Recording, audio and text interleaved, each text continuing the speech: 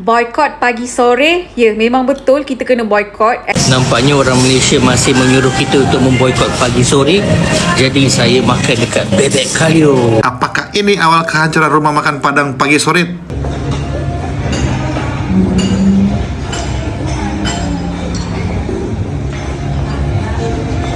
Mana boleh case close. Satu Malaysia sakit tau kena tuduh tak bayar pergi makan kat Konoha. Mana boleh case close. Aku nak semua orang Malaysia pergi dekat Google, cari dia punya restoran pagi sore.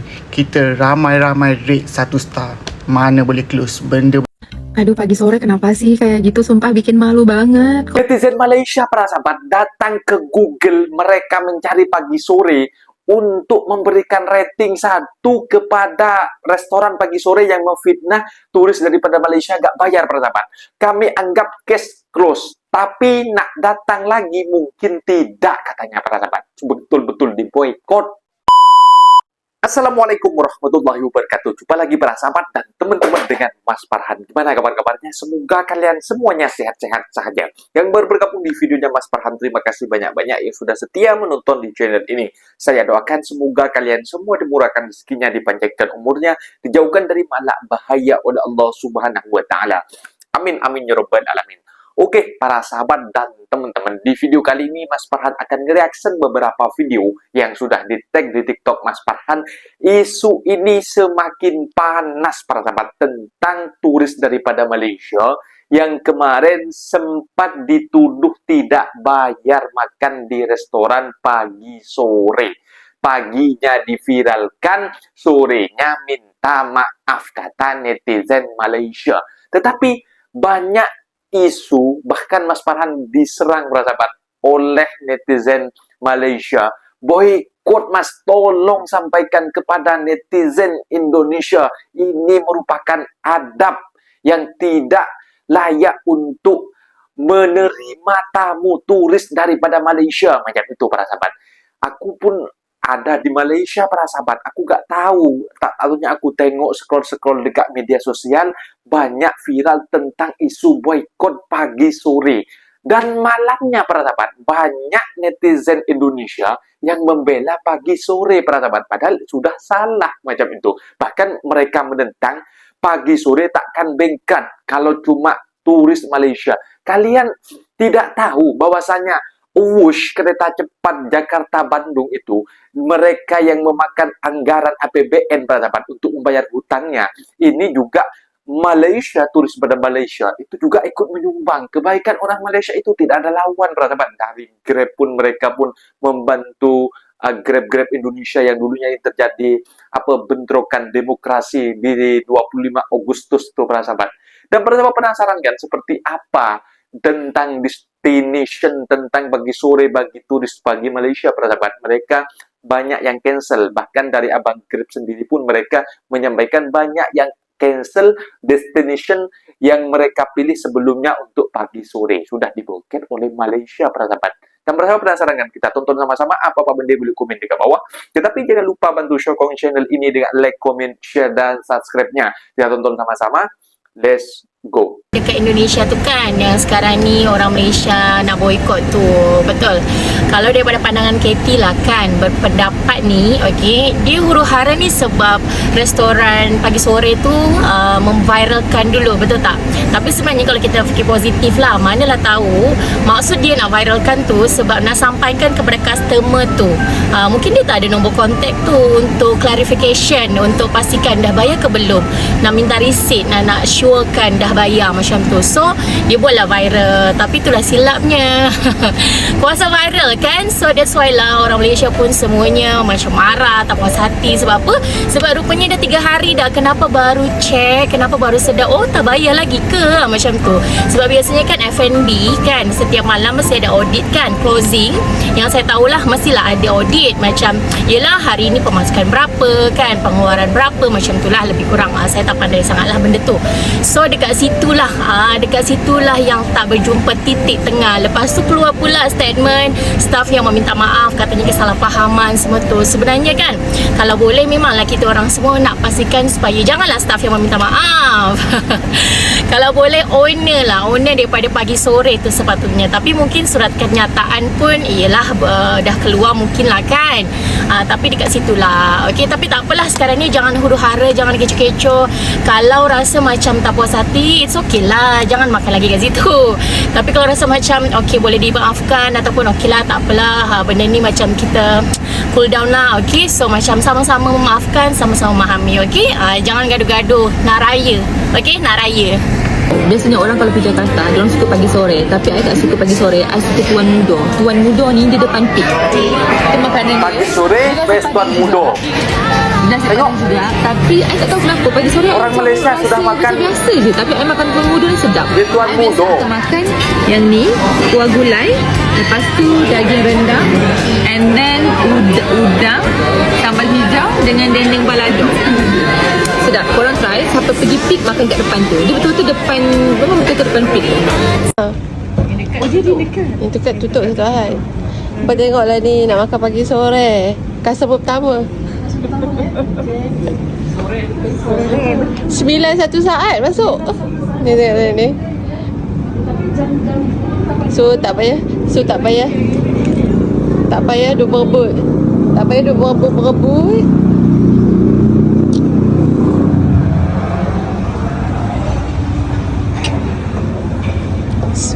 Assalamualaikum. Pagi sore. Adabnya Assalamualaikum.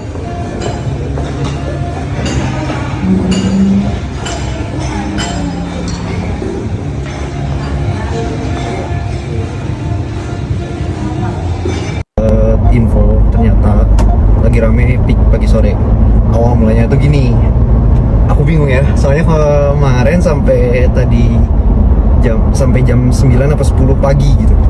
Aku kan balas WS dari customer semua kan, banyak yang cakap cancel untuk yang itinerary pagi sore aja gitu. Nah ternyata bom macam nih. Sebenarnya mereka cakap tuh ada miskomunikasi ya. Nah terus mereka juga nggak ngecek lagi sebenarnya pembayarannya udah masuk atau belum. Itu mungkin karena kesalahan dari manajemen keuangannya mereka. Itu pun saya pun juga nggak tahu ya itu tuh sebenarnya. Cuman di sini yang jadi gak habis pikir tuh memfitnah orang yang sudah membayar gitu loh. Nah itu jadi menurut saya waduh, sangat disayangkan aja sih sebenarnya. Mungkin kedepannya bisa lebih baik lagi untuk pik pagi sore, dan juga untuk Malaysia Tribun itu bukan di Bandung ya, di situ keterangannya tuh, tapi itu di pik di Pandai Indah Kapuk ya, dekat arah Bandara Soekarno Hatta itu tuh sebenarnya. Oh, ya. Pulau Indah Kapuk. Mungkin dari aku gitu aja. Kalau nak cuti holiday ke Bandung, Jakarta, Bogor, contact us for the service guna supir. Ojol ini kaget dapat orderan dari luar negeri, tapi endingnya malah berujung rezeki teman-teman. Jadi ada seorang ojol bernama Randika Desta. Seperti biasa, setiap hari ia bekerja mencari nafkah dengan jaket hijaunya. Di hari itu, ia mendapatkan orderan dengan nominal yang cukup besar teman-teman. Sekitar 600 ribuan untuk belanja kebutuhan sehari-hari. Dan pada saat abang ojol ini sudah tiba di minimarket dan hendak mengambil barang pesanan customernya itu, tiba-tiba customernya menelepon dan mengatakan sesuatu yang membuatnya kaget teman-teman. Halo kak, ini bukan diantar ke Mas Dua? Oh, waktu itu saya di Malaysia ni. Jadi itu ordernya awak bawa pulang, saya sedekah. Oh, jadi buat saya? Iya. Kakak bukannya di Batam, kakak di Malaysia gitu? Iya. Oh, ini tapi ini banyak loh kak, total belanjanya hampir 700-an. Tak apa, saya memang niat nak bagi. Ambil je, bawa pulang ya. Oh, makasih loh kak ya. Itu banyak banget loh kak. Tak apa. Bawa pulang. Tak apa. Semoga lancar rezekinya, sehat selalu ya. Ya, insyaAllah. Jalanan. Amin. Ternyata, pesanan itu memang sengaja dibuat untuk sedekah, teman-teman. Dan abang ojol inilah yang beruntung menerima rezeki tersebut. Ia pun tak henti-hentinya mengucapkan terima kasih kepada customer itu. Dengan rasa penuh syukur dan juga rasa tak menyangka dengan kebaikan customernya. Aduh, pagi sore kenapa sih kayak gitu? Sumpah bikin malu banget. Kok bisa-bisanya ngide bikin malu customernya dengan tindakan ceroboh, asal-asalan main viralin kayak gitu. Kalau kalian bisa viralin CCTV ya, harusnya kalian juga bisa cek CCTV dekat kasir. Emang susah ya ngubungin customernya untuk minta kesesuaian data transaksi? Benar nggak nih mereka ada transaksi? Tanya jam berapa sampainya, jam berapa keluarnya, segala macam. Kan itu kan bisa dilihat ya, duduknya di mana gitu. Tanya dulu lah, yang pasti ada bilnya. Kalaupun nggak ada kan bisa cek juga di CCTV dekat kasirnya. Lucu banget sumpah. Ini siapa yang ngide gitu ya? Sumpah ya, kalau aku punya karyawan kayak gitu, udah pasti aku pecat karena mempermalukan dan merugikan aku secara materi. Dan apalagi reputasi udah segede. Pagi sore coba dibikin malu gara-gara tindakan karyawan yang asal-asalan.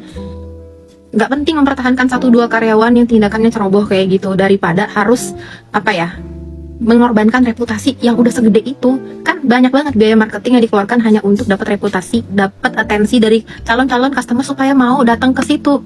Apalagi daerah peak, ya kan kita udah tahu lah daerah situ tuh pasti semuanya mahal, jualan apa juga pasti mahal ya kan. Nah, ekspektasi customer juga udah makin tinggi ketika datang ke situ. Ini aku nggak ngerti ya, tren di para pengusaha yang ada di Indonesia tuh antara gini ya. Ini trennya yang aku perhatiin. Kalau customer komplain, customer dibilangnya asal mau menjatuhkan tempat usaha. Nanti tapi sementara di sisi lain membutuhkan feedback dari customer, minta rating gitu loh. Ujung-ujungnya kayak kita tuh kan sering banget disodorin biar kita kasih rating bagus, sementara belum tentu bagus gitu. Sebenarnya ya yang paling bagus itu ya customer tuh dengan sukarela memberikan rating baik. Berarti memang mereka melakukan itu secara ikhlas ya, bukan tolong ya itu kan jadi kayak ada sisi nggak enaknya gitu loh customernya. Harusnya ditanya bagaimana pelayanannya, minta feedback tuh begitu gitu. Kalau memang ada kurang-kurang ya minta maaf. Harus tunjukin juga kerendahan hatinya. Jangan malah klarifikasi, denial kayak gitu.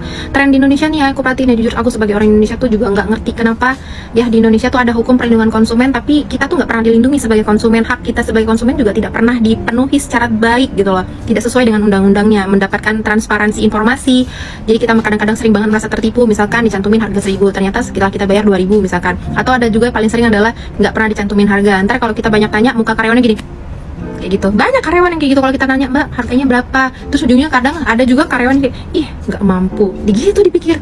Padahal kan orang mau tahu harga, bisa jadi mungkin masuk nggak ya, oke kalau mau oke beli, daripada nanti dia nggak mampu bayar kan. Maksudnya dalam artian mungkin duitnya lagi nggak cukup ya, mendingan dia nanya dulu harga kayak gitu.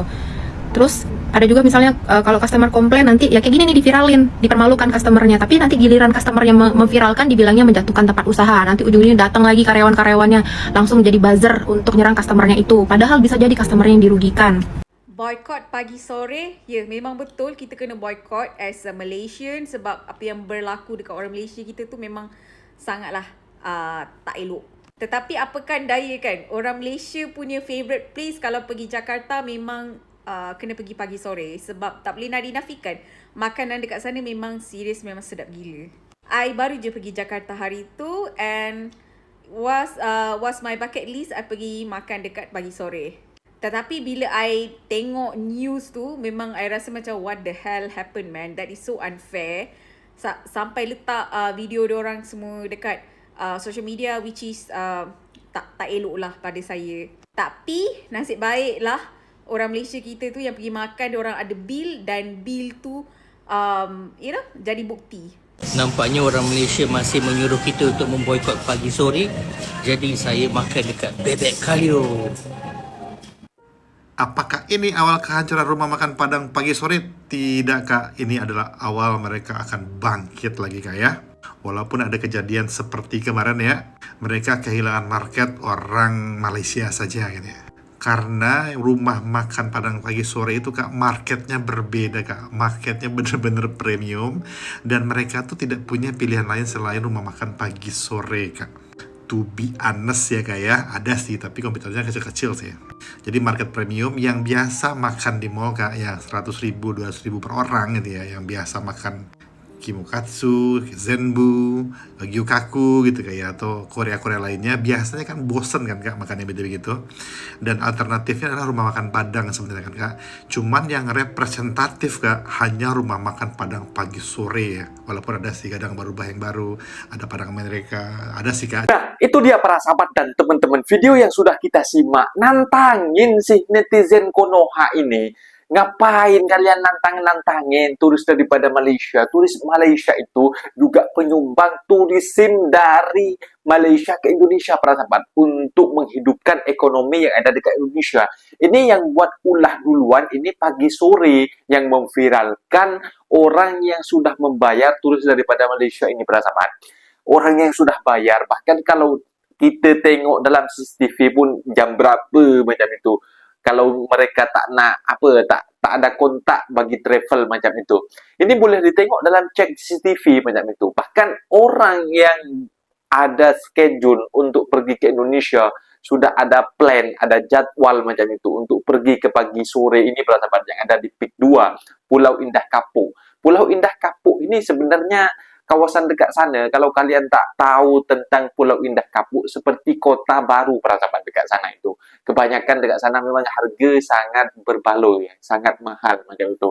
Karena ada yang mengatakan dekat sana memang banyak etnis Tionghoa macam itu dekat sana. Para pembisnis-bisnis dekat sana ini orang-orang yang memang betul-betul kaya macam itu, para sahabat.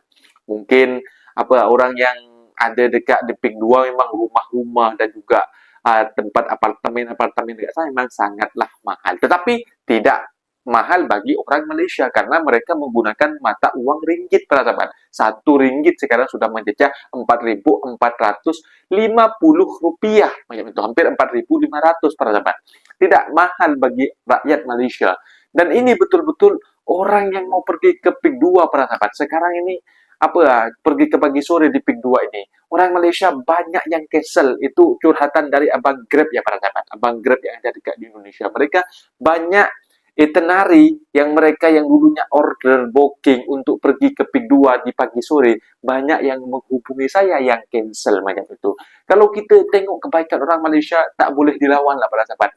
Bahkan ketika terjadi demokrasi besar-besaran di 25 Agustus tahun 2025, orang Malaysia itu mengubah Grab mereka dengan lokasi yang ada dekat di Indonesia. Ini mereka order makanan, benda-benda pokoknya yang minuman, dan mereka disuruh ambil kepada abang Grab itu, disuruh bagi-bagikan. Dan sampai saat ini Mas Farhan di-share satu video, para sahabat. Ini orang Malaysia sampai saat ini pun mereka nak sedekah dekat Grab yang ada dekat di Indonesia. Mereka disuruh ambil macam itu. Tak boleh Kak, banyak nih 700,000. Tak apalah dek, aku memang nak sedekah buat engkau macam itu. Itulah kebaikan orang Malaysia. Jadi jangan engkau berniat menjatuhkan netizen Malaysia ataupun turis daripada Malaysia. Kalau kalian tidak mau membalas kebaikan mereka, sebaiknya kalian diam sahaja. Jangan membuat fitnah macam itu, para sahabat. Mungkin videonya sampai di sini, para sahabat, dan teman-teman, apabila ada kata benda yang silap, Mas Farhan minta maaf sebesar-besarnya. Mohon dibenarkan di kolom komentar. Assalamualaikum warahmatullahi wabarakatuh.